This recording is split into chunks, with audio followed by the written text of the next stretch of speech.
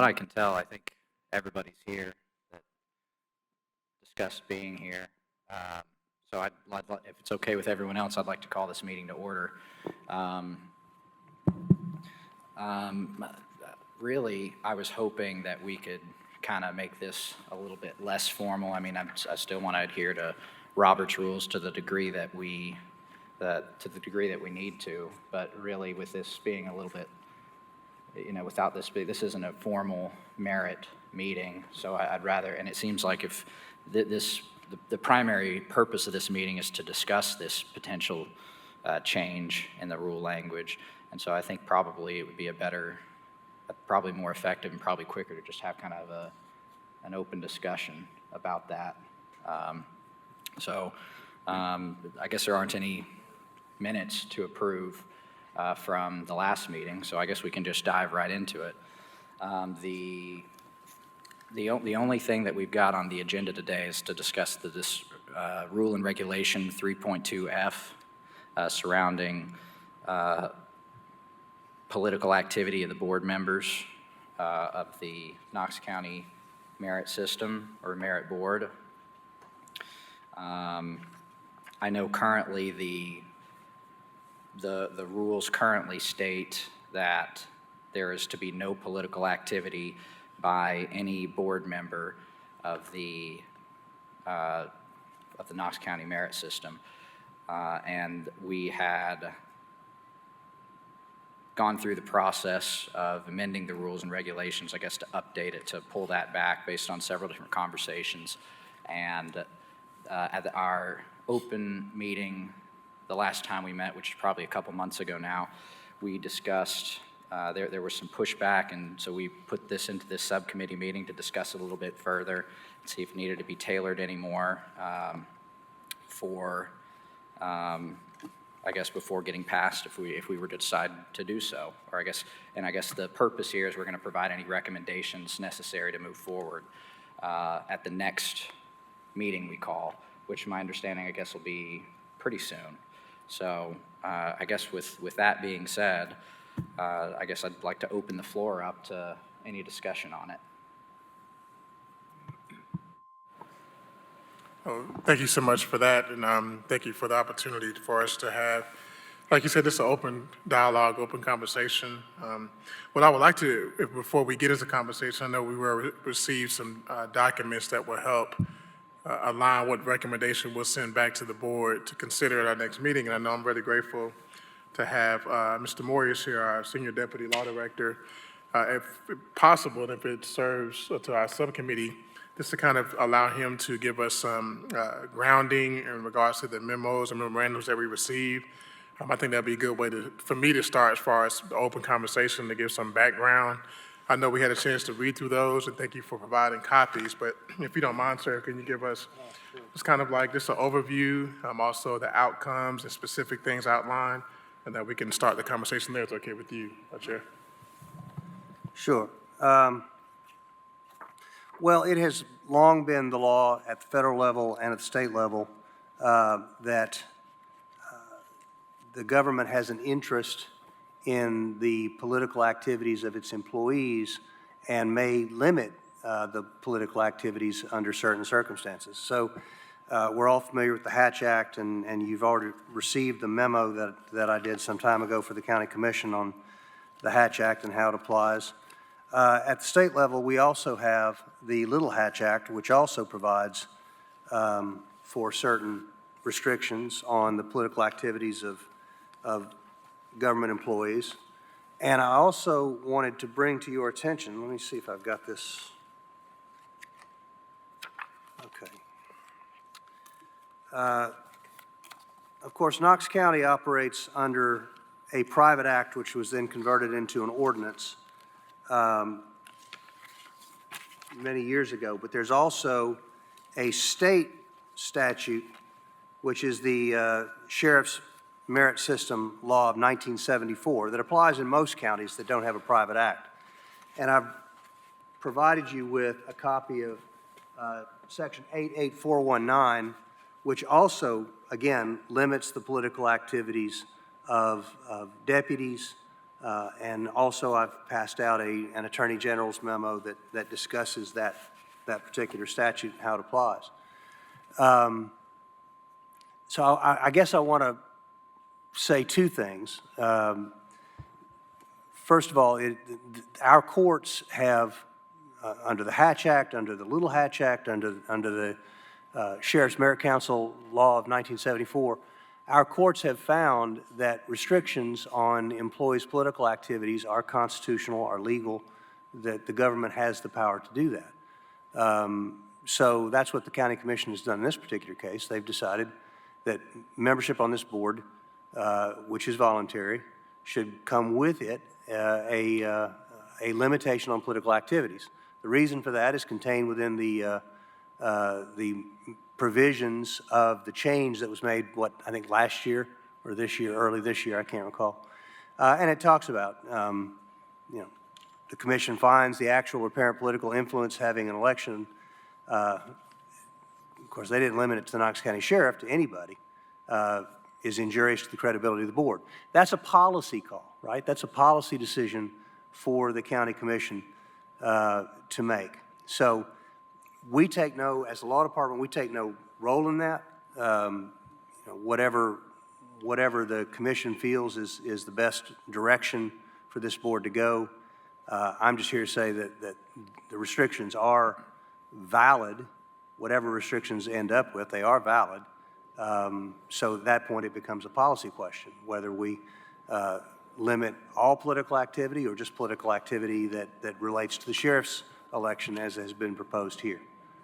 I don't know that I have a whole lot more to say unless you have questions.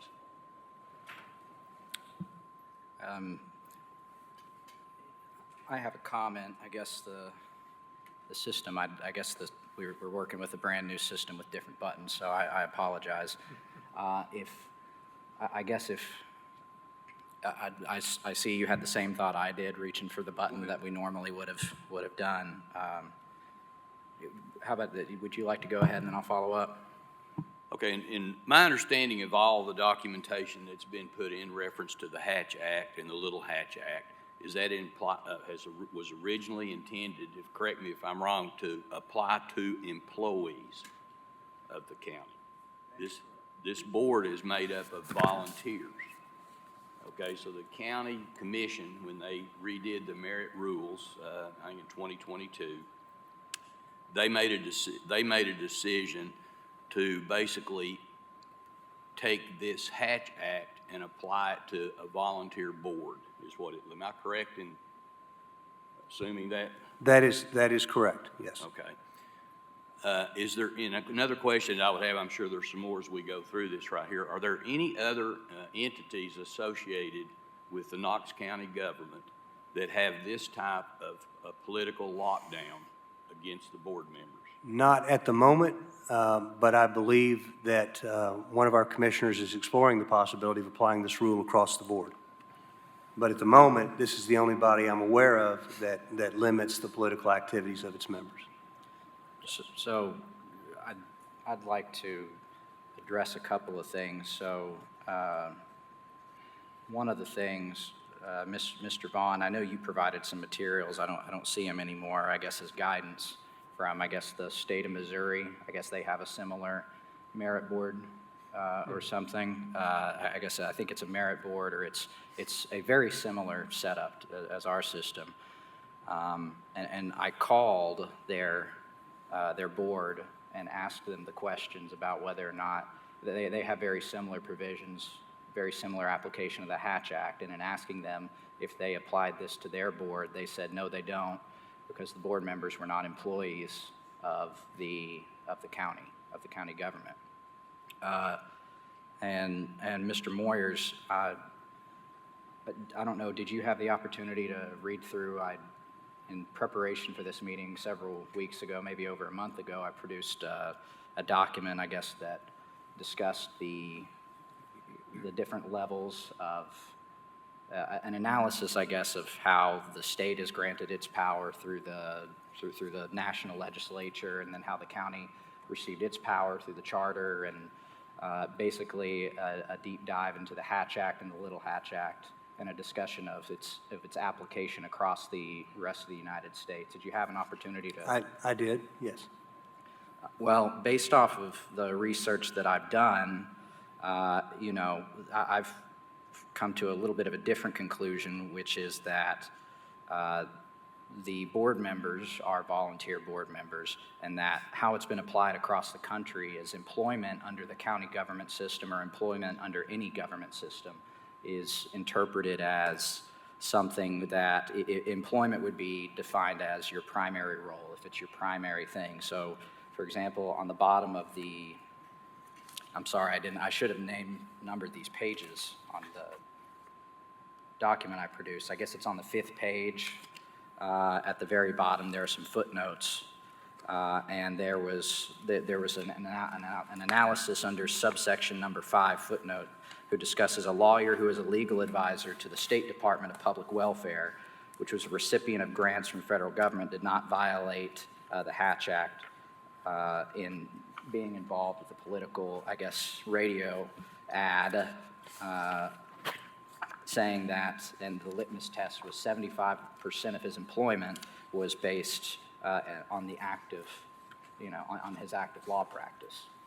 And so my understanding is states across the country have applied the Hatch Act in a way where if you're discussing employment, the purpose really and truly of it is, yes, to limit the pernicious political activities. That's my understanding.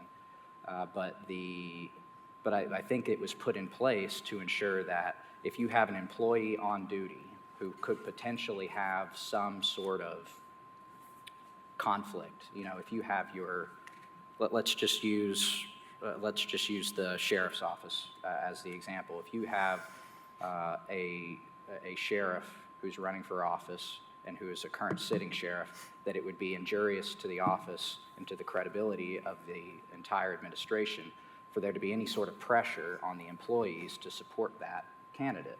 Obviously, there are issues if one candidate supports the sitting incumbent and the other employee doesn't support the sitting incumbent. There could be some political favoritism awarded, under those circumstances because one decided to support and the other decided not to. Same thing if you had just a candidate who was not the incumbent. There doesn't need to be any sort of pressure on those candidates to do so. And so I think that's my understanding of the strong basis behind the Hatch Act, is to make sure that the employees feel no pressure to support their superiors or their supervisors for their elections. That way they have some freedom to make a choice in how they want to participate, if at all. In my research across the country, other courts and governments are applying it as employees are classified as those whose full-time employment or a majority of their employment is associated with that profession. I guess, do you have thoughts on that? Yeah, the reason that I spoke of the Hatch Act and the Little Hatch Act and the provisions of the Sheriff's Merit Council is not to suggest that you guys are employees that are necessarily covered by those provisions. The reason I bring these things up is because all of these are examples of constitutionally approved limitations on speech. That's what we're talking about here. Nobody is suggesting that if the members of this board get involved in politics, they're going to be violating the Hatch Act. You wouldn't be, because you're not employees. You wouldn't be violating the Little Hatch Act, and you wouldn't be violating the Civil Rights, or the Merit Council Act of 1974 had we adopted it. The reason we bring these things up is basically as analogy to show that it is permissible for governments, when they have a proper meritorious reason to do so, to limit the political activities of persons who are associated with the government. I've never suggested, nor do I mean to suggest, that if members of this body engaged in politics would be violating the Hatch Act. It is simply a way of showing that government, under certain circumstances, can limit the political and speech activities of persons who are associated with it. In this particular case, the county commission felt it was appropriate to limit the political activities of the members of this body because they could reflect on the, I guess, the outlook for sheriff's deputies when they go before this body for cause, for appeals and the like. I'm not taking a position on whether that's right or wrong. That's a call for the county commission. But what I would say is that the Hatch Act and Little Hatch Act and all the others that we've mentioned demonstrate that it is constitutional for the government to limit the speech activities of persons that are associated with the government. So that's why we've come to this conclusion. After that, it's just a matter of whether that should continue, it should be limited, or eliminated altogether, but that's a call for the county commission, not for the law department. If I may, just a quick comment to that, add to that, but also phrase a comment to a question.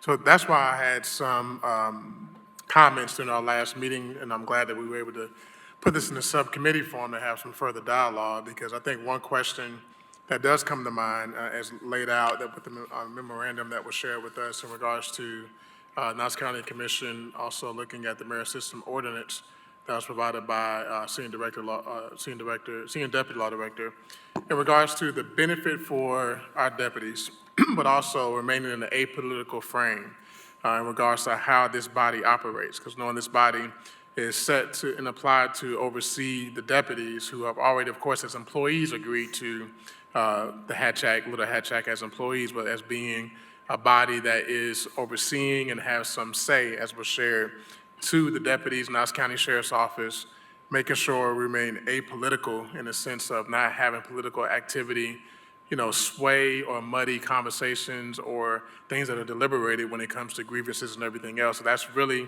was my main concern, and also circling it back even to a question, like what does it benefit the officers if this body was able to operate in that fashion where we're involved in political activity, we're seen, publicly announcing political activity, campaigns and things of that nature. How does that benefit the officers that we are assigned to assist, provide guidance, and also when we look at grievances? So that was my main kind of heartburn when we were talking about this, as far as we all agreed when we were sworn in to what was outlined as far as political activity and how that was defined for this body and our service. And our servitude is outlined too with this memorandum, stating, of course, again, that remaining apolitical and that being a benefit to the sheriff's office. So how does that benefit if there was changes around political activity? I think my contention that I've made surrounding this legislation or surrounding this ordinance this entire time is that this is not within county commission's purview. It's not something that they have the legal authority to regulate. While I have no issue saying, the Little Hatch Act is in place and the Little Hatch Act is absolute, or the Little Hatch Act or the Hatch Act itself, there are no issues with the application. I understand the basis behind it, and I think, having a goal of apolitical circumstances is, could be considered a noble goal. However, I think the issue is that the county commission didn't have the authority to create that ordinance in the first place. I think if there were, I know that what we've discussed just a moment ago was that there was an analogous scenario. But even then, unfortunately, Congress has come out with an analysis on the Hatch Act and said that under subsection 1 on the same page that I was discussing earlier, Congress intended this statute to be interpreted narrowly. The purpose of statutory language is to provide that state and local officers may take active part in political management and political campaigns, except that they may not be candidates for elective office. And so that's an analysis that was done by, I believe, the Attorney General, I guess from a national standpoint, surrounding the interpretation of the Hatch Act itself. So, the issue is this is now being broadly applied. It's now being broadly applied to citizens who are volunteers of a board. Nobody on this board receives any sort of compensation. I mean, their time is volunteered to do this. And really, I think that, you know, it's just like with any other set of circumstances. I mean, you could say that, you know, judges shouldn't be able to participate in any sort of politics, but they do. And when they do, you know, if there's any sort of a conflict of interest, they can call out that conflict of interest. I think similarly. If I might, because I know a little bit about that, judges are under extreme limitations. They are. On the activities they can do. Judges cannot contribute to non-judicial campaigns. Judges cannot endorse in non-judicial campaigns. So judges are very limited in the kinds of political activities that they can be involved in. Just a point. However, even judges can show up to political functions, they can show up to political events, not only their own, but others. You know, they can be seen, I know that there are provisions in our rules and regulations that permit us to attend political events and functions, there are rules that allow judges to attend political events and functions. There aren't any rules that allow for us to attend anything of the sort. I mean, which is a direct, you know, that's a direct issue with the right to assembly. I mean, which is an extension of free speech. I think once again the problem that I'm seeing here is that this is just being too broadly applied to private citizens. I've got something. I'd like to point out something. I think that we need to step back a little bit and look at the history of why that we ended up with these rules and regulations governing our activities. And it goes back to some things that had occurred in the previous merit boards or merit council prior to the reorganization.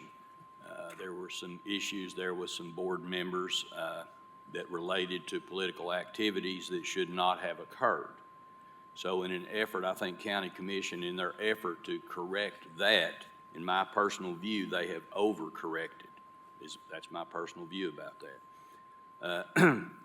When you look at, we had already drafted something to send to County Commission, and there was some pushback on that, and so that's why we're here right now today to review what we had already published and was basically passed by the board. If I may be incorrect in that, someone that may have the minutes on that right there. And so as we got looking at this thing right here, I personally don't have any issue with what we had written. We need to stay out of the sheriff's race. There's no doubt about that, okay? Our job is to protect the officers, and we can't be political when it comes to the sheriff's department, period. No exceptions. But to tell us as volunteer citizens, unpaid, we are not employees, and it may be legal to apply the Hatch Act over through the County Commission against us, I think it's unfair to us to be able to be blocked out of the rest of the political process. I just don't think it's very fair, and Knox County so far has not applied that restrictions to any other of their things that they oversee. If they were going to apply super strict rules like this to any position, it would be that they would apply that to the Ethics Committee. The Ethics Committee doesn't even have this tight of a stipulation about being able to be involved in politics, to my knowledge. If I'm incorrect, if the law directors would correct me, huh? I believe that's correct. Okay. In my research, I've determined that to be correct. So I personally feel that the rules and regulations that we had made on this change on this document right here will handle the situation as far as keeping politics out of the deputies' lives and keep it out of the sheriff's lives. Now, this board has already made a correction to the rules and regulations, and it's passed the county commission where our men and women of the sheriff's department now, they can participate fully in the political process as long as they do not participate while they're on duty, and as long as they don't use the fact that they are a member of the sheriff's department in their campaigning of whatever nature it may be. The rules and regulations, I've got the old rules and regulations here, I've got the new stuff that we had here, and basically the only thing that has changed, the basic change of it, is the fact that we've been totally locked out of the political process. Prior, we were supposed to stay out of the sheriff's race. We shouldn't have been involved. We had a situation in the previous merit board where now the rules changed, which is a good change, where they were running for political office while they were sitting on the merit board. okay? I think that's the reason that we're here today, that we got this lockdown, is because of what had happened in the previous merit board when there were only 3 members. And I'm sure Commissioner Jay, he worked real hard on that. Do you have anything that you would like to say to us? I'm sure you do. I'm okay saying that. Yeah, we're informed. I don't know if we've set that one to work yet. You might check the battery in the back, yeah.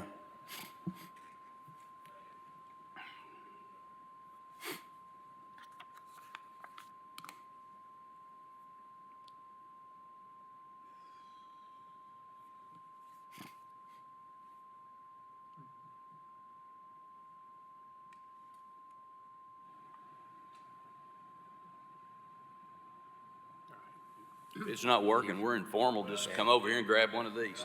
Yeah, you, Okay.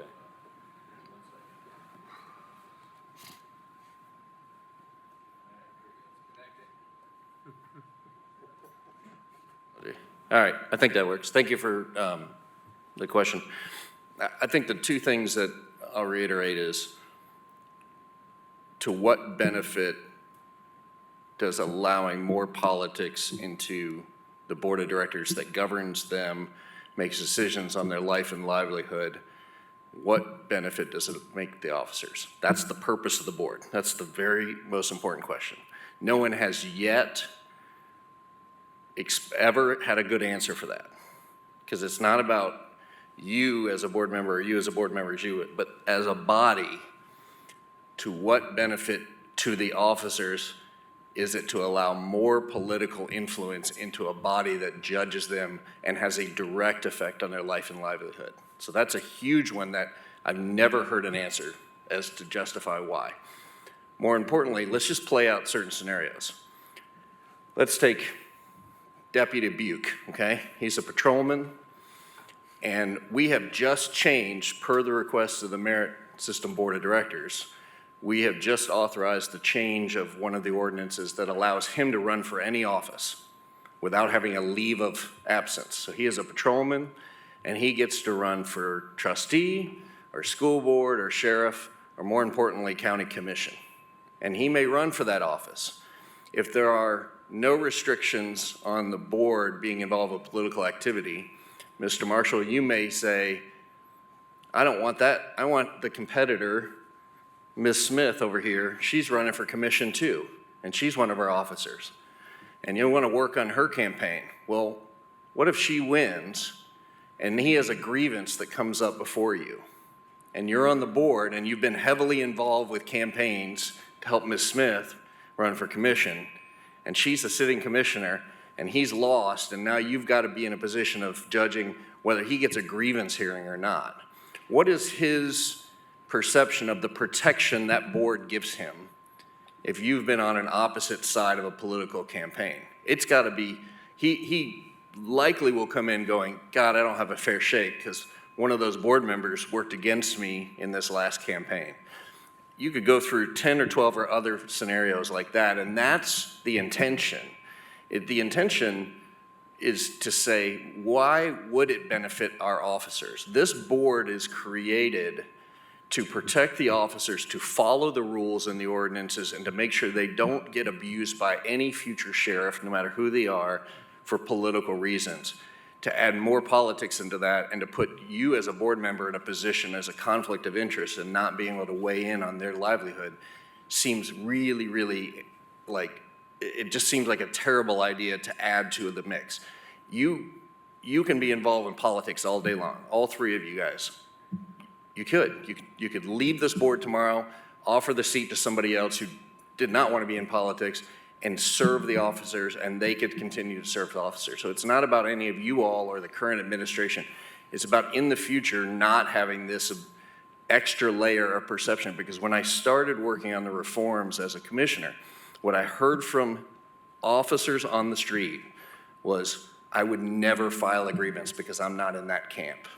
I'd never go to that board and ask for help because I'm not politically aligned with the powers that be. And that's why I started working on the reforms, because the perception was real and it did not offer them protection because it was so political. So I just offer that. That logic, I understand that logic, but that logic could be applied to anything. It could be applied to the BZA, where you're sitting there as a commissioner and this developer who's needing some improvements contributed thousands of dollars to your campaign. The logic that you've got against the deputies would be the same issue there, as I see it. So Absolutely. are you going to be able to make a good appropriate. decision based on the facts? I think this board has demonstrated over the last 6 months that we have made good decisions based on the facts. But it's not about this. These rules are really in place for all future potential, and that's why we don't I put them in understand for that. the. I think what you'll find, Larson, I may be out of step on this right here, That's but okay. I'm going to be completely honest with the people in the room right now is, I think what you're going to see in the future, when you lock down this stuff, you're going to have trouble getting good people to serve on these boards, is what you're going to have. They're not going to want to come forward, because the very nature of the politics is why you're standing there in a way and why I'm sitting here in a way. Okay? I respect your opinion. I thoroughly disagree with you. The Knoxville Utility Board has had a very similar policy in place for 20-something years, and they get plenty of people to serve all the time. And by evidence of recently of some of our appointings, there are lots of people in this community willing to serve in all kinds of capacities. I think it may be appropriate for every board, including ethics and BZA and everything else. If there is a way to make it better, more fair, and be perceived in a way that is fair for whoever they represent, I don't think it's a bad thing to explore. In this case, the officers deserve a 100% pure interpretation of the rules and laws and regulations for them without any perception that they are being treated differently than because of political reasons. And that's why I started it. I think that I've spoke to all the officer representatives in the last few weeks myself personally, and I've got no pushback from them. I mean, most of them, they were very, they like the idea now that they can participate in the political system in Knox County, where before they were blocked out of that. I agree with that, but do they want to be judged by somebody when it affects their life and livelihood who has been? I think we're painting, I think we're painting a very distinct set of circumstances. I mean, number one, I think just because you support, I think number one, there's an implication, you're making an implication like politics has only ever brought negative things and bad things. I mean, politics has brought a lot of good things to this county. I never said it was all bad, no. I mean, and I think that from a very similar set of circumstances, I mean, really all of that is it's just a bridge to build relationships. I mean, build relationships with the people around you. I mean, and if there were a deputy that were running for office, I don't understand how even the implication that a deputy running for an office, let's say a deputy were to run for trustee, okay, and then a member of this board were to support a different candidate. I just don't understand the essential nexus between that deputy running and the board member having some level of animosity towards them or some inability to apply the rules, which are very clear in front of them. And I think, number one, I think it goes back to, number one, county commission doesn't have the authority to Tell me, I don't understand that. The county commission is the direct authority to the merit system. Correct. But the county commission only has the authority granted to it from the state of Tennessee. It doesn't have the authority to broaden its own jurisdiction, its own power. Okay, I think we went through a year and a half of this discussion, and I'd love to hear the response from the law department because well, go ahead. Well, I would just say this. If we were not a charter county, I would agree with you, Mr. Valiant. But as a charter county, our authority is much more like that of a city. We have much broader local governmental authority to craft ordinances. That's why we adopted a charter in the first place, so that we would have home rule. So we do have the authority to expand or amend this private act that created the system in 1970, under our charter, would have been eliminated. It would have gone away had we not adopted it as an ordinance back in, what was it, 1990. And so, because it now exists as an ordinance of Knox County, it can be amended by the Knox County Commission. The question would be, is it a legal amendment, is it a constitutional amendment? I believe that it is. The scope of it can certainly be argued, as it's being argued here. But I do believe that the county commission had the authority to amend it, had the authority to adopt these regulations, and now the question is more one of policy: how far should they go? And I'll go back to the policy the commission set and the original question. And if you, Mr. Valiant, if you can give me a great answer, then I'll sit down and say, okay, to what benefit to our officers does allowing more political influence into a board that is essentially their judge and jury when it comes to the grievance of political activity, what benefit does that to the officer? The answer to that question is I don't think there's an essential nexus between the two. I don't think that there's a causal connection in between one's ability to impartially make a judgment call on whether or not the administration of the sheriff's department has made a political decision or has fired a deputy incorrectly or without purpose or for the wrong reasons. I don't think that having a deputy run for a political office has any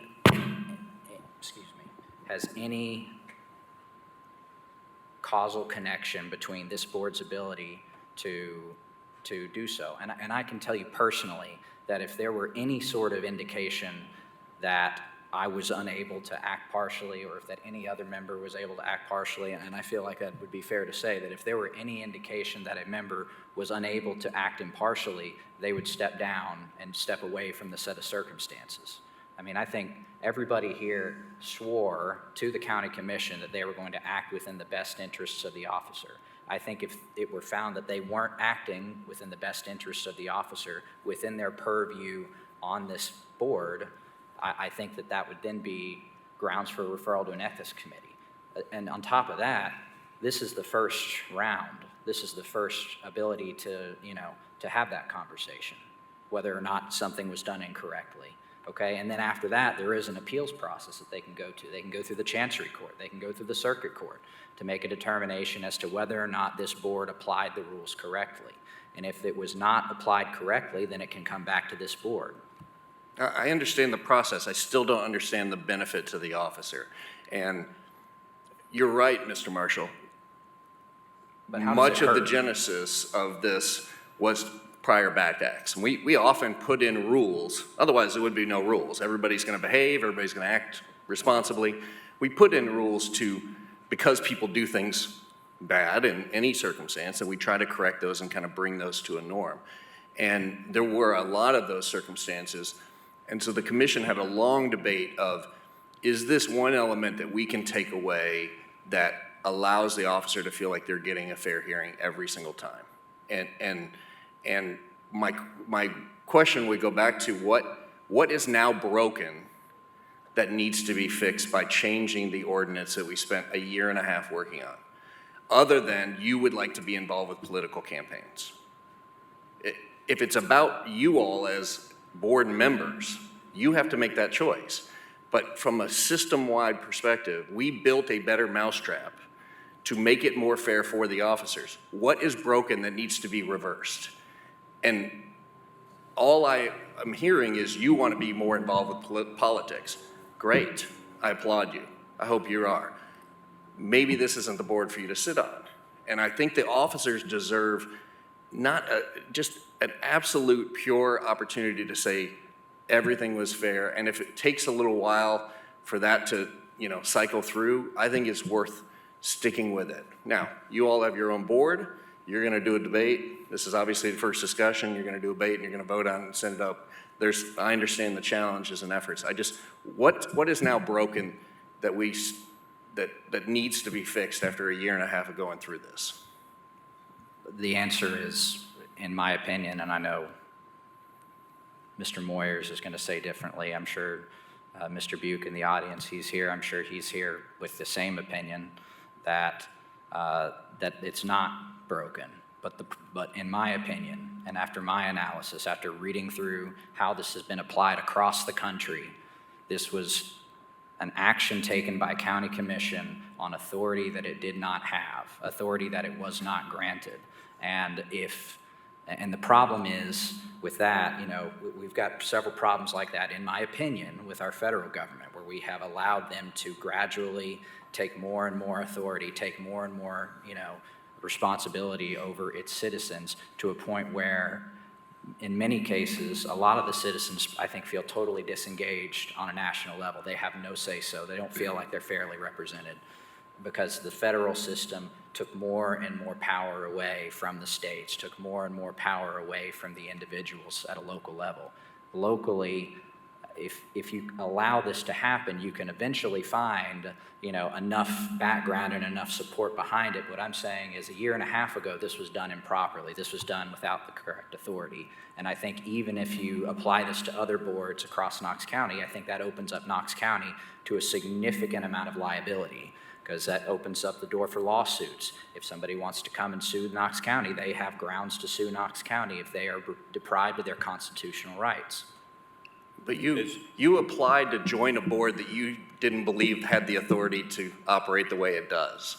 And now I'm going through the correct channels and processes to fix in what my opinion was an unconstitutional. Okay, I'm just pointing out, like, you willingly said, I would like to join a board, and I want you to appoint me to a board that I believe is not actually set up legally and lawfully, so I can participate in that. And then instead of filing, you're a lawyer, you could have filed suit and said this was unconstitutional. I still can file suit Sure, and say that it's absolutely. unconstitutional. Yeah, so this is where the playing out of this is really interesting to me, because let's say this subcommittee votes on something, sends it up to the board. Let's say the board then votes on the same thing and agrees to it and then sends it back to commission. The lawyer for commission, the legal authority that we look to for guidance, is our law department, who is telling you, a year and a half ago, we went through this process and they believed it to be legal then and to be legal now. And then the commission's gonna look to that board or to that legal to back up and say, is this legal? Because the premise is not should it be or shouldn't be. Your premise is it legal or is it not? Mm-hmm. Our process was, should it be or shouldn't it be? It was not based on legality. We were told this was a legal process. We said, will this make it a more fair thing for the deputies? We believed so, we voted that in, and that's where it stands today. And I just think what you're going to do is put at risk the system that employs, or that supports and protects our deputies. And that is the most important thing, is to have a board that the deputies can believe in, that they feel like is fair and is not based upon anything other than the rules and regulations. And I think it's just an interesting kind of end around to end up in the exact same spot. But respectfully, that's a process that can be taken. I just think you're gonna be sort of throwing out the baby with the bathwater instead of saying the very first thing I've always said: what is best for the deputies, not for the board. The board works on behalf of the protection of the deputies. So. Okay, I'll respond back to that. Sure. We're having a good discussion. And I appreciate the discussion. Right, that's what I'm Tell saying. me to sit Okay, down at any time, with that's fine. discussions like this is how you get where you need to be. Sure, sure. Okay, without discussion, you don't get there, okay? Yeah. I do not believe that what we had proposed to go to the county commission with, which it's ultimately their decision. The law department, I don't object to what they said, okay? Legally, you probably do have the authority to do that. That's something that's way above my pay grade, okay? But I defer to the law department, Sure. okay? At the same time, the legality of it goes to the county commission and they decide whether to adopt it or not. Okay, just like the change that was made to the rules and to Sure. the ordinance and That reference. was one of the reforms, was the rules had to be changed first by the merit system and That's, then that's what we're sitting codified. here. That's Yeah, what we're sitting here absolutely. today. We're Yeah, yeah. debating another rule that had been put into place that I don't totally disagree with, Larson, because I respect what you did when you were going through that, and you took a lot of heat for doing that. Okay, I understand that completely. What I'm saying is, I don't see the fact whether I or Mr. Valiant or Mr. Vaughn are allowed to work in somebody's campaign that's not related to the sheriff, I do not see how that is a detriment to our deputies. I really don't see that. Okay, so we're gonna disagree on Sure. that, okay? The way I would look at this right here is that what we had put together, if it's decided among this committee to take it back to the full board, then it would go to the commission, and the commission would decide to change it or not. It's ultimately gonna be their decision, just like it was their decision to change the rules before. And so I think that, you know, we can always, you know, have open discussions. and we Sure, can sure, and I'm disagree sure with we'll something, continue to have the But discussion. just a quick comment to that, because I think, as I shared earlier, some of the hesitation was around the question that Commissioner Jay provided to what is the benefit for the officers. In my former role, I served as the executive director for the Police Advisory and Review Committee for the city of Knoxville as an employee. So of course, when you talk about regulations and political, so that's fine. I mean, it's falling under that jurisdiction. But same thing for our board. We had a nominated board from the mayor of the city of Knoxville, then Mayor Madeline O'Hara. So to that point, we still have not answered that question to benefit, what's the benefit to the officers? Because the biggest thing is, it's about firewalls. It's not about us currently, who's a current representation on the board. It's about what can come, what can be perceived. Let's be honest, let's talk the big elephant in the room. Our country is definitely going through a lot of issues when it comes to politics. It's a simple point blank, it's a fact. And when you think about that and how that can be very it's problematic in its own right, opening that firewall to where that can be something that can influence this body that really covers and also provide guidance to our men and women who put their lives on the line daily in very difficult situations, I think it's something we have to be mindful of, where it's not about us. I believe it's service above self. So to that point, I do agree to the point where Commissioner Jay said it's not about current, but it's also about future and looking at the system that's in place with this board. Not about those who serve, because for myself, I committed to serving my term knowing that I cannot be involved in the political activities and everything else, primarily dedicating my time to the work of this board without having any political influence, to have an apolitical framework as far as how we look at grievances, how we decide, and not having that to worry about as something that can kind of muddy the situation or also bring some cloudiness in this, and really not hope for distrust for our officers, distrust from our officers with this body. So that was my main context, thinking about, okay, now we do operate. I mean, we have operated very efficiently in the sense where we had good dialogue, and I have a lot of influence that caused things to go astray, but think about what can come. And then also the bottom line is we are here to serve Knox County Sheriff's officers, our deputies as well, so making sure it's beneficial where they feel safe and coming into this room or wherever we meet to have the grievance heard without any type of things that's going to hinder responses, because that is possible. I mean, last time I checked, we all are human beings. We come with our own issues to the table, and it's a possibility that can happen. So by having this in place, that allows it, and it still can happen even with this being in place. A cursed person will have to remove themselves, but this sets in place a system to say, well, we entrust the fact that those who are serving in this space understand their obligation. And the obligation is they will not be involved in political campaigns, political activity. Of course, if you run for office, you just recuse yourself and step down from your seat. But knowing that being in place, to me, is the most paramount and most important thing more than anything else. For myself, it's bigger than me. And I just put myself out there, but that's what I call the servant. I'm sure it's the same from everyone here. So we can talk through this. I know that the time is moving along with us, but we can talk through the memorandums, we can talk through the research, but the bottom line is we're here to serve our officers and make sure we serve them in the right way. And while we're here, we're keeping the seat warm for those coming behind us. How do we leave it? Do we leave it better in a sense, or do we leave it worse where there could be some issues that come along when we're not on watch or we're not a part of this body? So that's my biggest concern, and I agree with Commissioner Jay. We still have not answered that question. We're talking constitutional rights, we're talking, who had the right and authority, but that's not anything that we're saying about service to the officers. How would that benefit them by having this body, having that type of influence where they may see perception? It means a lot. I've worked in city government, still work in state government with university, worked in business as well, as far as banking and corporate. Perceptions means a lot of things. I mean, when people see things, they always come to their own preconceived notions. So why even bring that into this body where it's operating, if I'm not mistaken, before this time, 50 years or more, without any hiccups and also having a full process?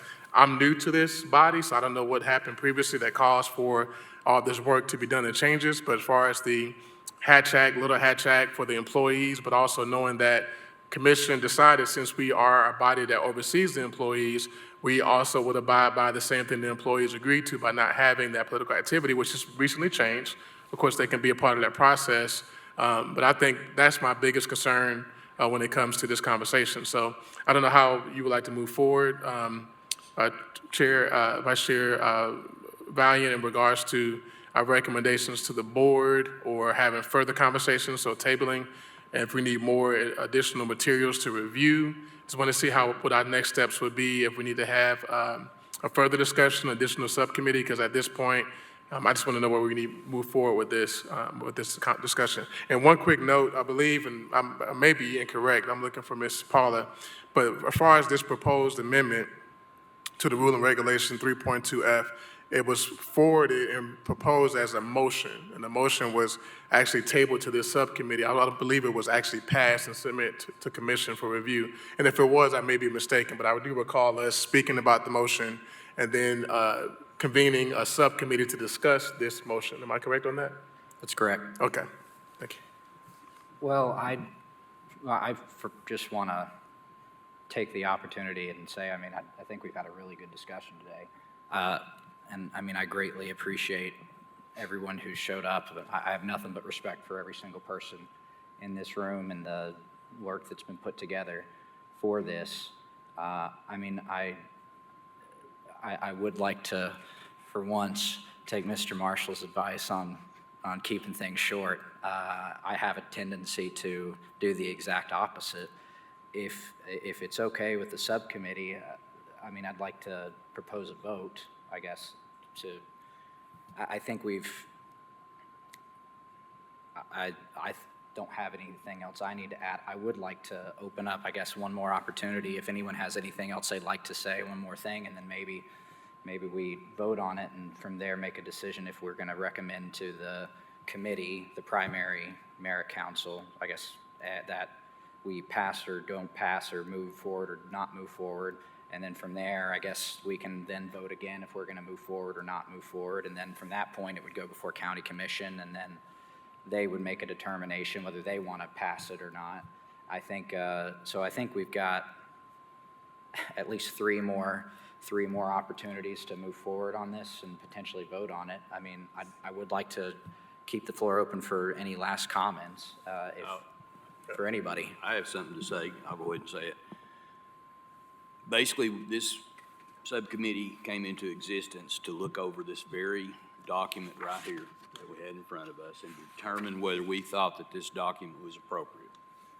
As I see it personally, my personal view on this, and you can see I've read extensively on it also, just like Mr. Valiant has. And this decision right here, if we go back to the full board with this document as it is, and the board votes on it, then it will either go forward to commission or it won't. If it goes forward to commission, if the board decides to let this go forward, then the commission will be the final say on it. And whatever the commission comes up with, that's what we got to live with. It's really that simple, you know. Basically what this is doing, this is keeping us out of the sheriff's politics, okay, but not keeping us out of the rest of the political environment and climate inside our community. So that's, Clarence, whatever. Yeah, just a comment to that. I know that one statement I made previously before is we were talking about state and local elections or campaigns or political activity. So, I mean, I'm not for a vote primarily because I feel like if I were to propose a friendly amendment to the motion and have something drafted to not state what's listed, It probably will take another process, but we already discussed what's in front of us, so that will take us back to the beginning. But if it's open to a friendly amendment to the motion, we can also include what was initially stated about state and local. We left out federal. Through our previous meeting that we had, I basically brought up state and local elections, political activity, so which would differ from what's in front of us. So I don't know if we'd be open to a friendly amendment to the motion and have something drafted in that regard to submit to the board for review. Then we can also then continue a conversation about proposing what's listed here. But that will be something feel comfortable with. But I serve to the to the subcommittee, whatever your choices may be moving forward. But I would like, if possible, if that's something we're able to do, a friendly amendment to this motion to include what we discussed prior to this that caused this subcommittee, which we talked about state and local, and we left out federal from our previous conversations. So you're saying, do you have a specific wording for the amendment, or would you want to have the law department look at the wording? I prefer to have the law department look at the wording, and given the concept of what we would like to have mentioned, I would think that would become better from the law department. So you're not feeling comfortable with us taking this back to the board? That's what I as it said, is? yes, I don't. Okay. So what I'm gathering from that is it's going to require us to have one more meeting of this subcommittee before we can go to the board with anything. So specifically, what would you want changed in the wording of this? Can you give it, I mean, the law Yeah, the only department's going to thing- need some specifics from Oh, us. I understand that, sir. Okay. Thank you. The only thing I would say, what I just stated just a second ago, our discussion was talking about not just Knox County Sheriff's Office, but looking at all state and local elected or any type of political campaigns where this body will refrain from those particular campaigns, political activity in state and local politics or government. We left out federal from conversation. So that would be wherever it's highlighted in this sense, the verbiage would change to that in that regard, state or local, government, political activity in regards to those positions that are assigned under the state and local government. So that, as I've shared before, that would be something that I would like to propose, again, as a friendly amendment to the motion, which still can be discussed and reviewed by our body as the merit system, and of course, even discussed and reviewed by county commission as well. But that's what I propose. Is that accurate enough for you, Mr. Moore? Is he going to give me more specific details? Just to make sure I understand, the motion that's before the body today would make the restrictions on political activity more narrow. Right now, if I'm understanding you correctly, the members of this body are prohibited from engaging in state and local political activity, and you want to add federal to that? No. Okay, so From our conversation, we did not include federal, it was just state and local activity. Yes, sir. It was discussed at the open Yep. meeting. Well, it was brought up how fringe of a correlation there was between the national political scene and the local political scene. I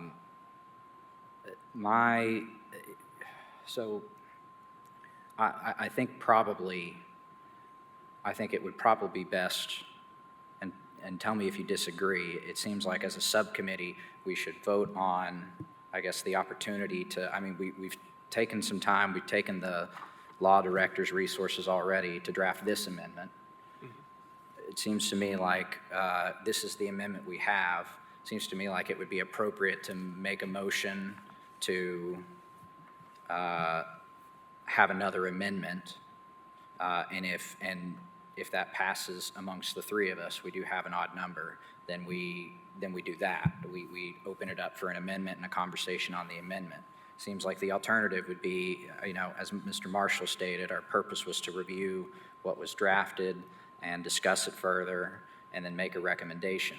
It seems the only way we can really make a recommendation would be if we were to hold a vote on it. So it seems to me like the appropriate procedural steps would be first make a motion to amend this, have a vote on that, and then if that passes, well, then we come back to the primary council and we recommend those findings.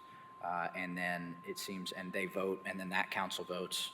I think the checks and balances are in place. We've got at least three more, today's vote, whatever it may hold, merit council's vote as a whole, as a body, and then the county commission's vote as a whole.